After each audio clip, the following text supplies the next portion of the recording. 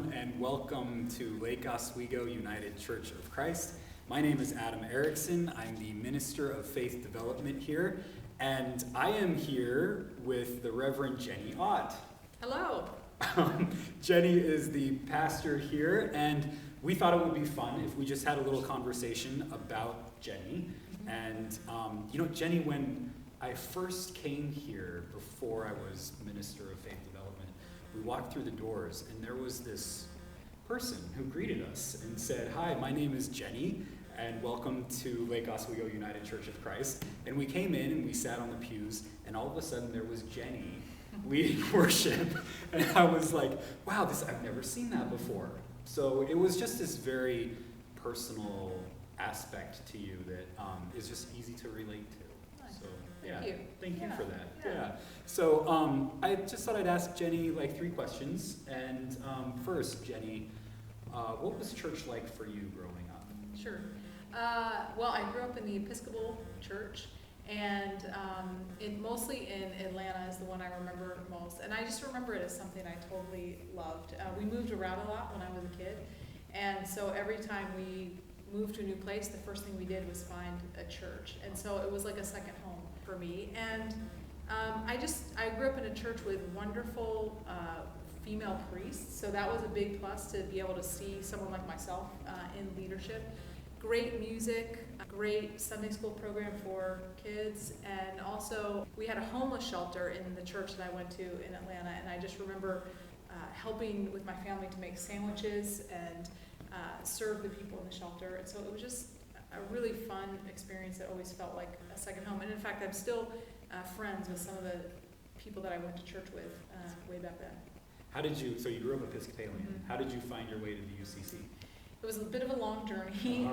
So I was, Episcopalian really through my high school years. And then in high school, I also discovered more kind of evangelical, non-denominational churches. And I spent about 10 years exploring that. And then it wasn't until I came to divinity school and went to Yale in New England, where there's a UCC church on every corner just about, that I discovered the UCC. And for me, the UCC had both things that I really had loved and appreciated about the Episcopal Church, like an order to the service and liturgy and prayers that were familiar, and yet it had this incredible openness to the Spirit and this idea of covenant, of being in a brotherhood and a sisterhood with other people that fit from that evangelical part of my background. And then, of course, I love the progressive theology and the social gospel, which fit where I was. So, yeah, it's great. How did you decide to become a pastor? Was there something that happened in your life that...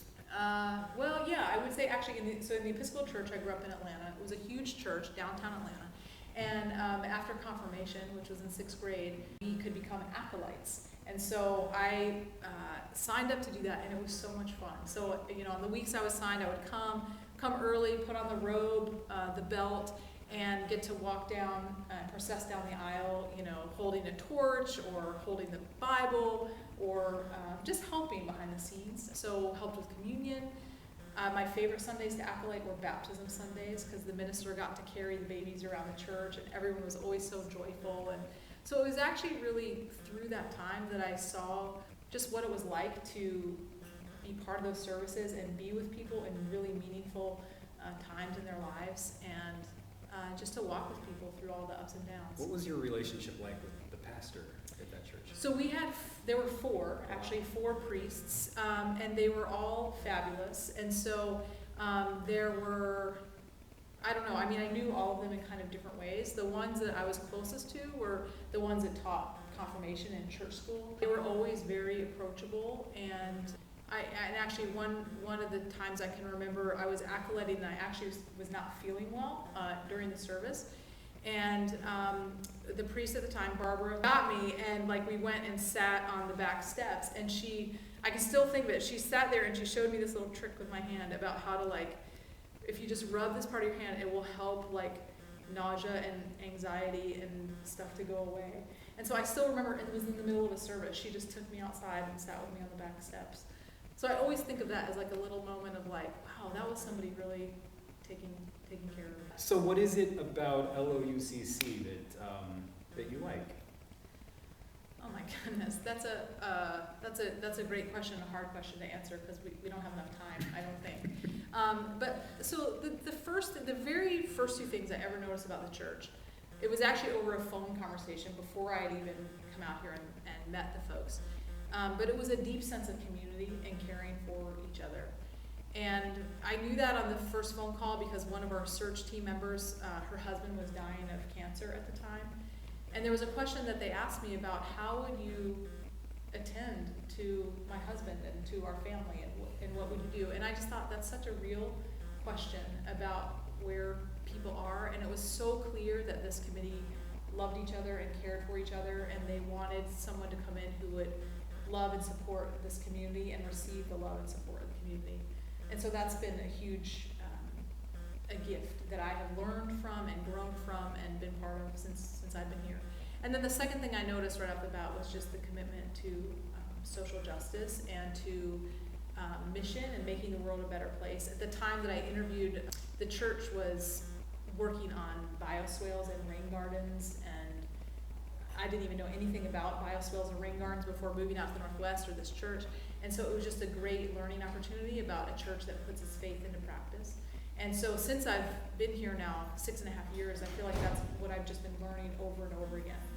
I just, all the time, the people at the church are really smart and committed and really thinking about how do we live out our faith in the world today with the issues that are relevant in our community today. And so I've appreciated just the work they've done on marriage equality and racial justice, and it's exciting, and I'm just so honored and glad to be part of this congregation.